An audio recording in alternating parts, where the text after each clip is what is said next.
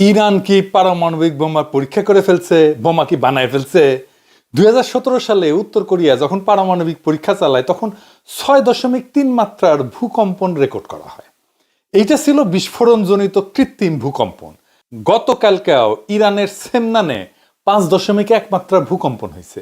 সেমনান ইরানের missile test area. এইটা ইরানের প্রধান মহাকাশ উৎক্ষেপণ কেন্দ্র। এখান থেকে সাফির এবং সিমোরগ লঞ্চ ভেহিকলের মাধ্যমে স্যাটেলাইট উৎক্ষেপণ করা হয়। এই কেন্দ্র থেকেই ইরান বেশ কয়েকবার ব্যালিস্টিক মিসাইল এবং মহাকাশযান উৎক্ষেপণ করছে। সেমনান একটা মরুভূমি অঞ্চল এবং এইখানে সেই কারণে জনসংখ্যা নাই, লোকজন বাস করে না। সেই কারণে এই জায়গায় ব্যালিস্টিক মিসাইল এবং রকেট পরীক্ষা চালানো খুব নিরাপদ। 100 কিলোটনের পারমাণবিক বোমার ভূগর্ভস্থ বিস্ফোরণ হইলে সাধারণত 5 মাত্রার ভূকম্পন অনুভূত হয়। এই সামনান এলাকায় ভূগর্ভস্থ পারমাণবিক বিস্ফোরণের জায়গা হিসেবে তৈরি করছে ইরান, এই রিপোর্ট অনেক আগেই আসিছে। অনেকে চিন্তা করতেছে এইটা প্রাকৃতিক ভূকম্পন না, তবে এই ভূমিকম্পের কেন্দ্র মাটির 10 কিলোমিটার গভীরে। এত গভীরে পারমাণবিক বোমার পরীক্ষামূলক বিস্ফোরণ করা যায় না, করা হয়ও না। তবে আমি তো আর বিশেষজ্ঞ না, যা পত্রিকায় দেখলাম আর কি, সেটা থেকেই বলতেছি আপনাদেরকে। তবে 2024 অক্টোবরে এই সেমনানেই একই মাত্রা ভূমিকম্প হয়েছিল। সেটা ছিল আরো গভীরে, 12 কিলোমিটার গভীরে। আর ইউরোনিউজ স্টোরি করেছিল যে এইটা সম্ভবত ভূগর্ভস্থ পারমাণবিক বোমার বিস্ফোরণ। ইউরোনিউজ কিন্তু ইউরোপিয়ান ইউনিয়নের এটা খুবই নামকরা, বিখ্যাত, রেসপেক্টেড একটা নিউজ এজেন্সি। তবে পরে জন হপকিন্স ইউনিভার্সিটির গবেষকেরা এটা নিয়ে আরো বিস্তারিত গবেষণা করছিলেন, করে দেখাইছিলেন যে এই ভূগর্ভস্থ পারমাণবিক বোমার বিস্ফোরণের যে আলাপ হইতেছে সেটা আসলে সত্য না। এখন প্রশ্ন হইতেছে, যাই হোক, এটা হয়তো পারমাণবিক বিস্ফোরণের জন্য ভূমিকম্প হয়নি, সত্যি একটা প্রাকৃতিক ভূমিকম্প হয়েছে। কিন্তু প্রশ্ন হইতেছে যে ইরানের কি আদৌ পারমাণবিক পরীক্ষা করার দরকার আছে? যদি সে পারমাণবিক বোমা বানায়ও ফেলে তাইলে কি পরীক্ষা করাটা জরুরি, করতেই হবে? না, এটার দরকার নাই। সবচেয়ে বড় কথা হচ্ছে, যেহেতু রাশিয়ার সাথে একটা চুক্তি আছে, তাই কোনো টেস্ট না করলেও চলবে তার। কিন্তু আসলে কি ইরান পারমাণবিক বোমা তৈরি করে ফেলছে যেমন অনেকে মনে করতেছে? ইসরায়েল তো বারে কমপ্লেন করতে যাচ্ছে, কিন্তু এটা কি করছে? আসেন এটা একটু বুঝে দেখি। আজ থেকে 1 সপ্তাহ আগে ইসরায়েলের মিডিয়া রিপোর্ট করতেছে ইরান পারমাণবিক বোমা বানানোর আগে যে ক্রিটিক্যাল টেস্টগুলো করতে হয় তা সফলভাবে করে ফেলছে। এই টেস্টগুলো করে ফেলতে পারলে পারমাণবিক বোমা বানায় ফেলা 1 সপ্তাহের কাজ। শুধু ইসরায়েল না, বিবিসিও রিপোর্ট করছিল মাত্র 3 দিন আগে যে মাসখানেক লাগতে পারে ইরাকের একটা পারমাণবিক বোমা তৈরি করতে। এই যে তুলসী গ্যাবার্ড, যে আমেরিকার ন্যাশনাল ইন্টেলিজেন্সের ডিরেক্টর, সে বলছিল যে ইরাকের কাছে এনরিচড ইউরেনিয়াম, মানে পারমাণবিক বোমা বানানোর জন্য ইউরেনিয়ামকে এনরিচ করতে হয়। এইটা স্টক ইরানে মজুদ এত আছে যে পারমাণবিক শক্তিধর দেশের কাছেই শুধু সেই পরিমাণে থাকে। আইএইএ 1 দশক ব্যাপী একটা অনুসন্ধানের পর একটা তদন্ত রিপোর্টে বলছিল যে ইরান 1980 থেকে 2003 সাল পর্যন্ত এমন কিছু কাজকর্ম করছে তার পারমাণবিক কর্মসূচিতে প্রমাণ পাইছে যা পারমাণবিক বোমা বানাইতেই শুধু করা হয়। 1 বছর আগে, প্রায় 11 মাস থেকে 1 বছর আগে ব্লিংকেন বলছিল যে ইরান 1 থেকে 2 সপ্তাহের মধ্যে পারমাণবিক বোমা বানাইতে পারবে। For a nuclear weapon is now probably 1 or 2 weeks away from doing that. Now, they haven't developed a weapon itself. 1 or 2 weeks. 1 or 2 weeks is probably what the realistic breakout time is. তার মানে ইরানের পারমাণবিক বোমা বানাইতে পারার সক্ষমতার বিষয়টা এটা দীর্ঘদিন থেকে আলাপের মধ্যে আছে, এবং এই আলাপটা এরকম যে তার 1 সপ্তাহ থেকে 1 মাসের মধ্যে সে বানাই ফেলতে পারে। সেটা আজকের আলাপ না, অনেকদিন আগে থেকে আলাপটা চলতেছে। শুধু বিবিসি না, সিএনএন একই রিপোর্ট করছে।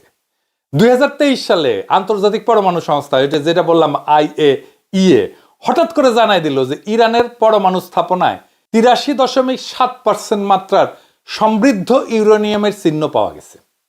ওরা দেখছে। শুনতে নিরীহ লাগলেও এটাই সেই মাত্রা যেটাকে একেবারে বোমার দোরগোড়ায় পৌঁছে যাওয়া বলা হয়। আর ওইদিকে 60% মাত্রা সমৃদ্ধ ইউরেনিয়ামের মজুদ তখন ছিল 128.3 কিলোগ্রাম। প্রচুর।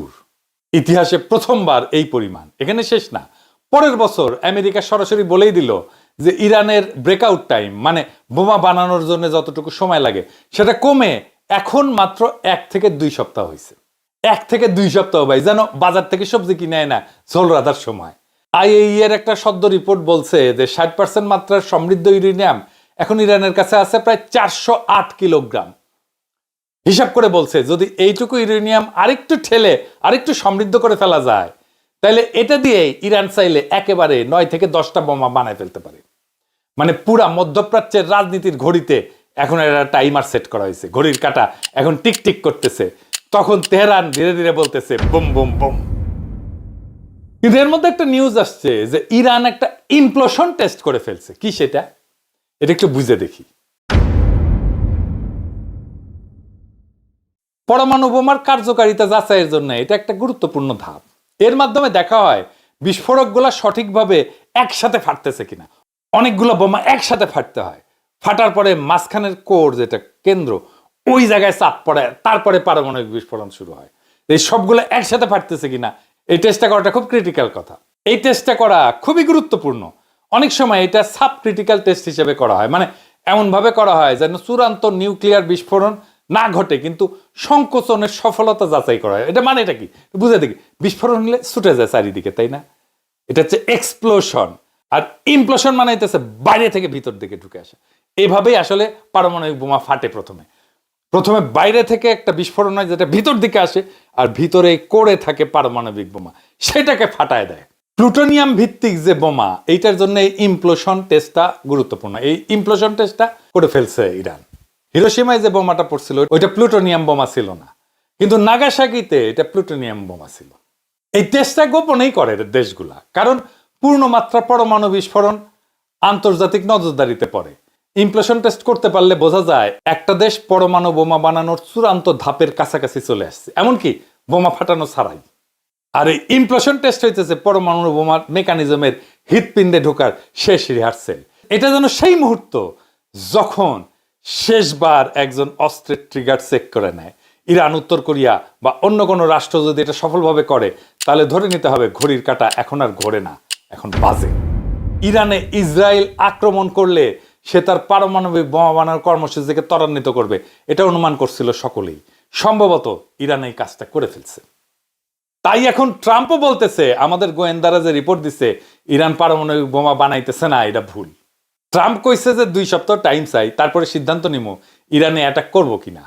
আমেরিকার বাংকার ব্লাস্টার বোমা আছে, যে বোমা যেটা মাটির নিচে থাকা ভূগর্ভস্থ বাংকার বা স্থাপনা ধ্বংস করতে পারে। ইরানের পারমাণবিক স্থাপনাগুলো সব মাটির নিচে, তবে ইরানের পারমাণবিক স্থাপনা এত গভীরে যে আমেরিকার বোমা সেই পর্যন্ত পৌঁছাবে না, বাংকার ব্লাস্টার আনুক আর যাই আনুক। এখন প্রশ্ন হইতেছে ইরানে কি আমেরিকা আক্রমণ করবে? ট্রাম্প তো সিকিউর পারিচ্ছে। অনেকে মনে করতেছে ইরানকে হুতায় দেবে আমেরিকা আর ইসরায়েল একসাথে। আমার অনুমান এটা পারবে না। ইরান সম্ভবত বানায় ফেলছে পারমাণবিক বোমা। আমেরিকান আক্রমণ হলে ইরান তার সর্বশক্তি প্রয়োগ করে পাল্টা আক্রমণ করবে, আর সেটা হইতে পারে পারমাণবিক বোমা তৈরি হয়ে থাকলে সেটার ব্যবহার করা। ইরানের একরোখা সাহসী অবস্থান দেখতেছেন না? এই প্রস্তুতির কারণেই সম্ভবত এই সাহসী অবস্থান আমরা দেখতে পাইতেছি। আজকের প্রশ্নটা শুধু ইরানের না, এটা গোটা দুনিয়ার সব নির্যাতিত, শোষিত, অবরুদ্ধ জাতির। ইরান হয়তো পরমাণু বোমার শেষ পরীক্ষায় পৌঁছে গেছে, বা হয়তো না, কিন্তু ইরান যা নিশ্চিতভাবে অর্জন করে ফেলছে তা হলো আত্মমর্যাদার পরমাণু স্তম্ভ। যে দুনিয়ায় গণতন্ত্র আর মানবাধিকার নামের শব্দগুলোকে অস্ত্র বানায় সাম্রাজ্যবাদের ট্যাঙ্কে চাপায় দেওয়া হয়, যেখানে ইরান দাঁড়ায় আছে অধিকার আর প্রতিরোধের এক বিকল্প ব্যাখ্যা হইয়া। এই প্রতিরোধ শুধু ইসরায়েলের বিরুদ্ধে না, এই প্রতিরোধ সেই সাম্রাজ্যবাদের বিরুদ্ধে যেটা জাতিসংঘকে নিজের ঘরের চাকর বানায় রাখে, আর IAEA এর রিপোর্টটাকে নিজের মিসাইলের সময়সূচি হিসেবে ব্যবহার করে। ইরান যদি সত্যি সত্যি পারমাণবিক বোমা বানায় থাকে, তাইলে সেটা গোটা দুনিয়াকে ধ্বংস করার জন্য না, বরং নিজেদের ধ্বংস হওয়া থেকে বাঁচানোর জন্য।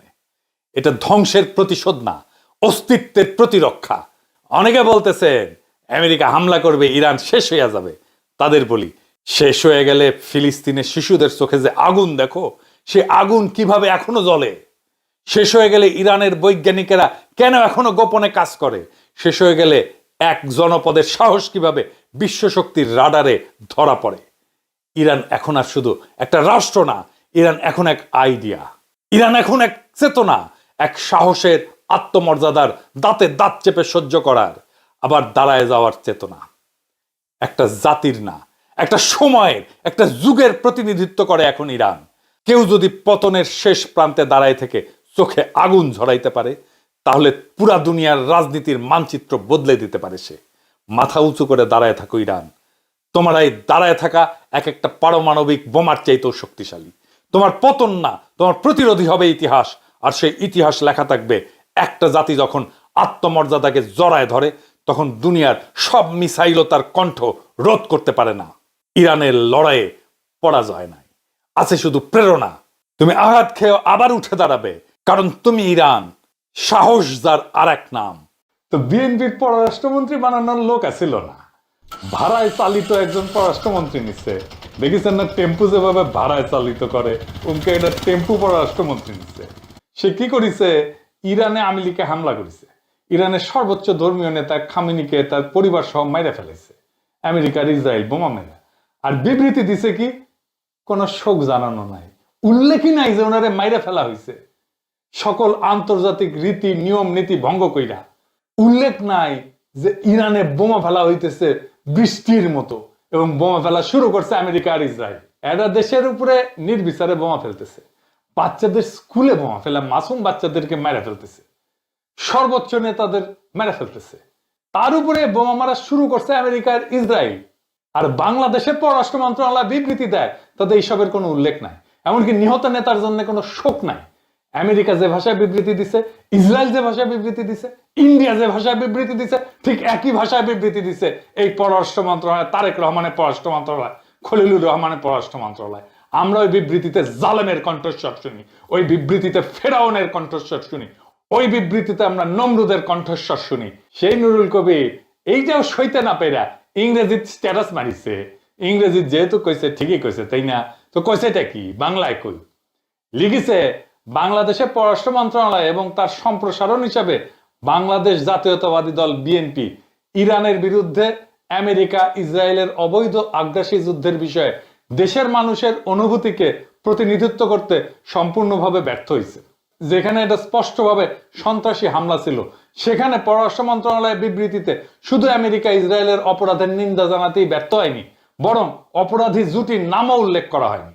এর চেয়ে আশ্চর্যের বিষয় হলো, বিশ্বের মানুষ এমনকি আমেরিকার গণতান্ত্রিক মনোভাবাপন্ন অংশের লোকজনও যখন ইরানের উপরে হত্যাযজ্ঞের বিরুদ্ধে প্রতিবাদ করছে, তখন বাংলাদেশের পররাষ্ট্র মন্ত্রণালয় উল্টো উপসাগরীয় অঞ্চলে মার্কিন সামরিক ঘাঁটি লক্ষ্যবস্তু করার জন্য ইরানকে সমালোচনা করছে।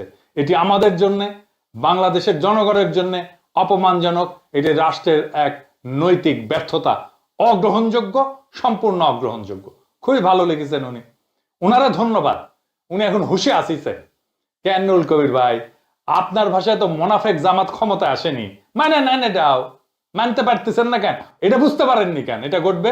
এত সিনিয়র মানুষ, বাম রাজনীতি করে আসছেন, আপনি এটা বুঝতে পারেননি এটা ঘটবে? চান্দাবাদী, ধান্দাবাজি, সন্ত্রাস, ধর্ষণের গন্ধ নাকি রুমাল চেপে সহ্য করে ভোট দিচ্ছেন এই বিএনপি রে। জামাতের বিরুদ্ধে নিরন্তর ঘৃণা উৎপাদন করে গেছেন, নাকি রুমাল চেপে এই গন্ধও নেন, এটা নিতে পারতেছেন না কেন? এই জিনিস আরো আসবে, এটা বুঝতে পারেননি এত বড় বাম হইয়া, এত দিনের এত পুরানা বাম হইয়া, এত সিনিয়র মানুষ হইয়া এটা বুঝতে পারেননি। এ দায় কার? এভাবে তো বাংলাদেশকে আপনারাই বারবার গাড্ডায় ফেলাইছে। হাসিনা তো বাংলাদেশকে বাপের তালুক মনে করে শাসন করতো বাংলাদেশকে।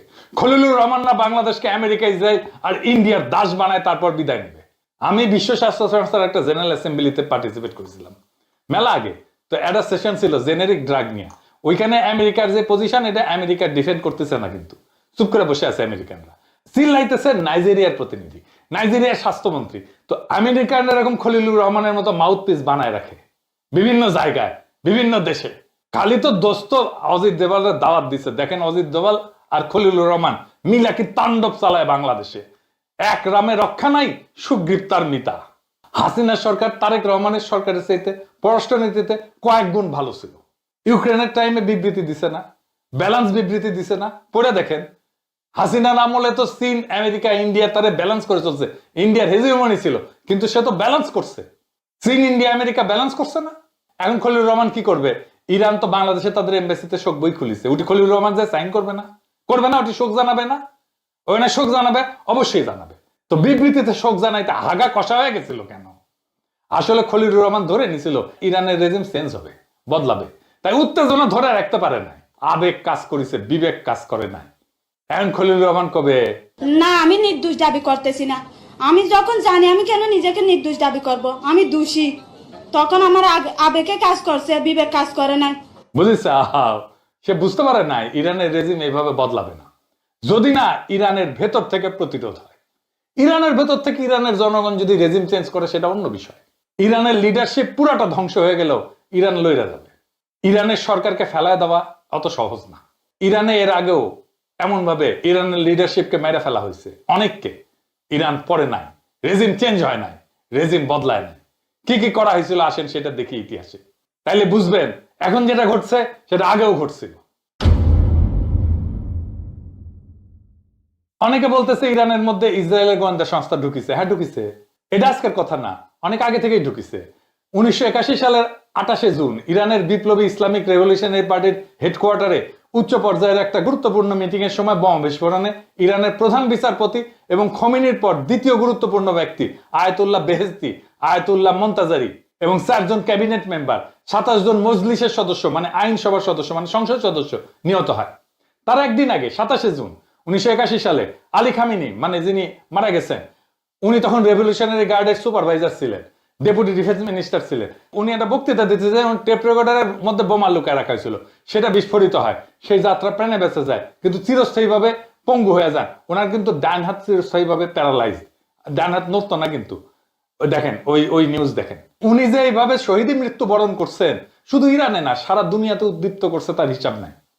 মোহাম্মদ আলী রাজাই দ্বিতীয় রাষ্ট্রপতি ইরাক ইরান যুদ্ধের সময় 1981 সালের 30 আগস্ট প্রধানমন্ত্রী অফিসে বোমা বিস্ফোরণে নিহত হন।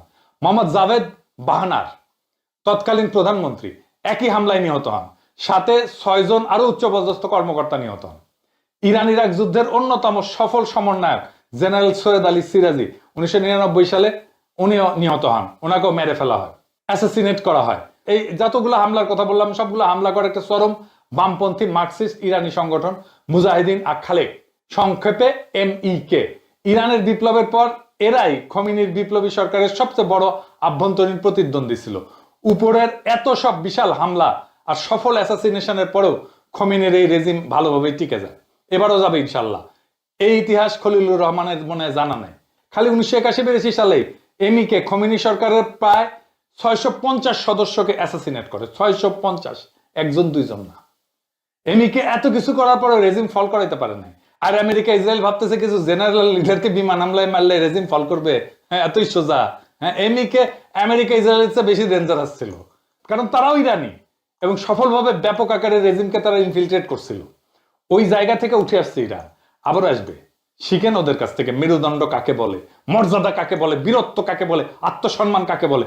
আমরা যদি এটা শিখতে পারি কেউ আমাদের দাবায় রাখতে পারবে না। মনে রাখেন, লড়াই করতে করতে মরে যাওয়াটাই পরাজয় না, মাথা নত করাটা পরাজয়, মাথা উঁচু করে নিশ্চিহ্ন হয়ে যাওয়াটা বিজয়। অনেকে বলতেছে চায়না কি এই কনফ্লিক্টে অংশ নেবে ইরানের পক্ষ হয়ে, বা রাশিয়া কি করবে? চীন প্রথমে চাইবে সংঘাত বন্ধ হোক, চীন এটাও চাইবে ইরান যেন না হারে। চীনের রাষ্ট্রীয় বার্তা সংস্থা পুরা ইরানের পক্ষে মিডিয়া ক্যাম্পেইন করতেছে। দেখেন, চীনকে এই অচল অবস্থা কাটানোর ব্যবস্থা করতেই হবে, না হলে চীনের ইকোনমি টিকবে না, মারাত্মক ধাক্কা খাবে। এই সংঘাত যদি 2 সপ্তাহের বেশি যায় তাহলে গোটা দুনিয়ার ইকোনমি এই শক টের পাবে। শুধু চায়না না, ইউরোপ টের পাবে এই শক, বাংলাদেশ টের পাবে এই শক, বাংলাদেশ এর থেকে দূরে থাকবে না। তো শেষ কথা হইতেছে, চায়না কিছুতেই আমেরিকাকে হরমুজ প্রণালী নিয়ন্ত্রণ নিতে দিবে না। আগামী দিনগুলোতে দেখতে থাকেন আমেরিকা কিভাবে যুদ্ধক্ষেত্র থেকে পশ্চাৎপসরণ করে। আমেরিকার পিছু হটার অনেক উদাহরণ আছে, আরেকটা দেখার জন্য তৈরি হন, খুব শীঘ্রই এটা শুরু হবে। ইতিহাস আমাদেরকে একটা জিনিস বারে বারে শেখায়, সামরিক শক্তি বড় কথা না, রাষ্ট্র টিকে থাকে ইচ্ছা শক্তিতে, জনগণের আত্মমর্যাদায়।